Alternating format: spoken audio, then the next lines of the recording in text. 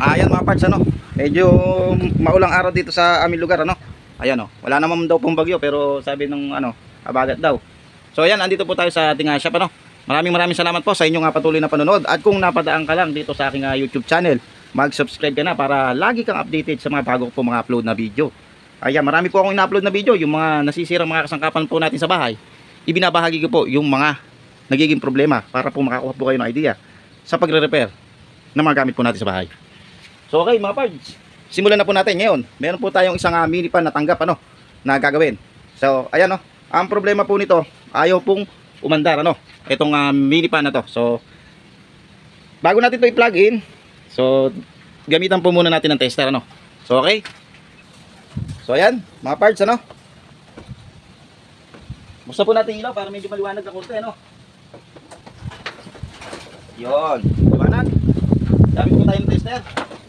Tingnan po natin kung buo yung makina bago po natin galawin para masabi po natin sa mayari yung posibleng papalitan. So okay, pumalo. Siguro naka-on yung switch, okay. So ibig sabihin yan, buo yung makina. So isaksak po natin. So power on. Saksak natin. Nakupi. Okay. Umuugong. So umuugong mga pads, ano, umuugong lang. Tanggalin na natin, baka masunog pa yung makina. Ayan, ngayon, ang gagawin natin, baklasin natin to. Tanggalin natin pa niya. So ang problema, mahigpit. So mahigpit, oh. Mahigpit. Ngayon, ang gagawin natin para mapa-under natin to, titingnan natin yung kanyang bushing at saka yung shafting. Alin ba yung shafting? Ito. So ito, niliha ko na to kanina para madali kong mabunot ito. So ayan, ngayon tanggalin na natin. Fast forward muna natin mga parts, ano, para mabilis po tayo sa panunod. Ayan mga parts, ano, fast forward na natin. So okay, ngayon kalasin po natin, ano, tanggalin po natin yung tornilyo din, eh. Hoy boss. Ayan, dali lang mga boss idol, merong lasadang dumating yung order ko. Fast forward ulit, balik ako mamaya. Ayan mga parts, ano, meron tayong dumating na order, ano.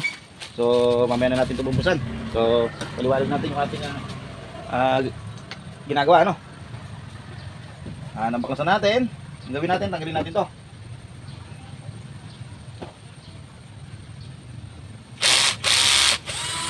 Higpit pa ya. Higpit.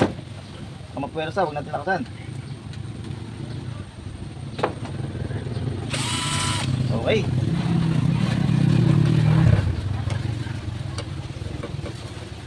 So fast forward ulit natin, medyo mahirap tanggalin to. Nakapakat.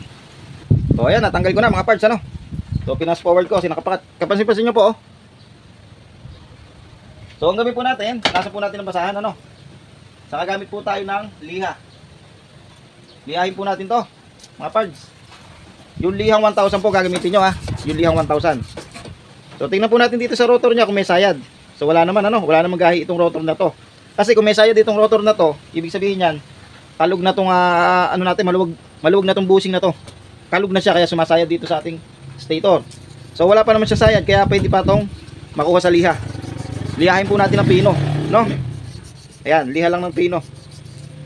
So liha ng pino. Ayan, pag nakita niyo makinis na, lubayan niyo na, baka mamaya sumaboran naman ng kinis, kumalug.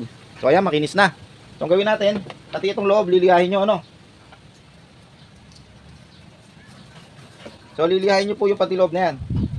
Ayan, lilihahin nyo yan. So yung kabila, sa kabila,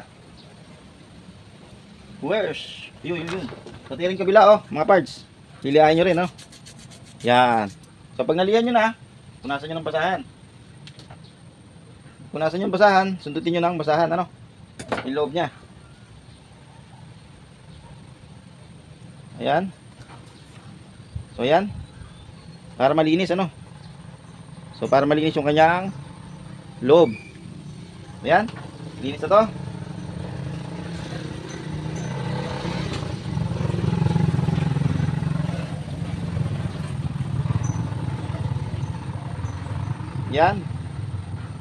Yan, malinis na to.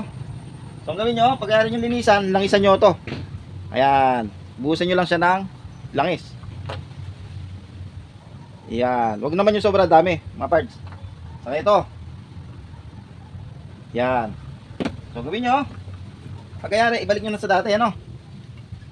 So, itong makina ng ating mini pan na to, walang capacitor to, no? Wala akong nakita ng capacitor, oh. So, wala siyang capacitor. Rektahan siya, no? Kaya, hindi natin paghihinalaan dito yung capacitor. So, ito kasi mga ganitong mini pan na to, pagka ito wala tayong nakuhang reading, ibig sabihin, no, sunog yung makina.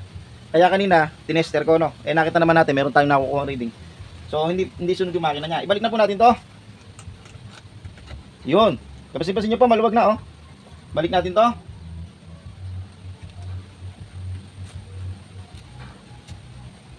Yun. So, tornilyo natin. Yun.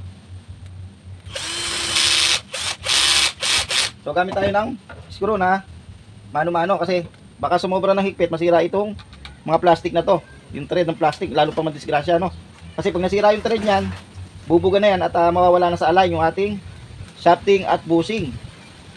So, ipitan lamang po natin ng todo. Yung sapat-sapat lang, no? So, ayan. So, kapasipasin nyo pa, pag po inikot natin, medyo mahigpit pa, no? So, gawin natin, tukuin lang natin ng bagya. Yun. Hanggang sa makuha natin yung talagang ikot niya. So, pag nakuha na natin yung talagang ikot niya, so, paanda rin na natin, ano? Ipitan natin ng LC. Tingnan natin kung maandar, ano? So, saksak natin, ano? Wait lang, ha? Ayusin ko lang mga parts. So, ayan. Ngayon, yan. Saksak ko lang, ano? Saksak po natin. Yun, oh. So, mandar na. So, kapansin-pansin nyo po, mandar na, oh. So, ganun lamang po ang inyong gagawin pagka po ayaw po kumandar na ganitong electric pan, ano. So, linisin nyo lang po yung kanyang shafting at bushing, andar na po yan.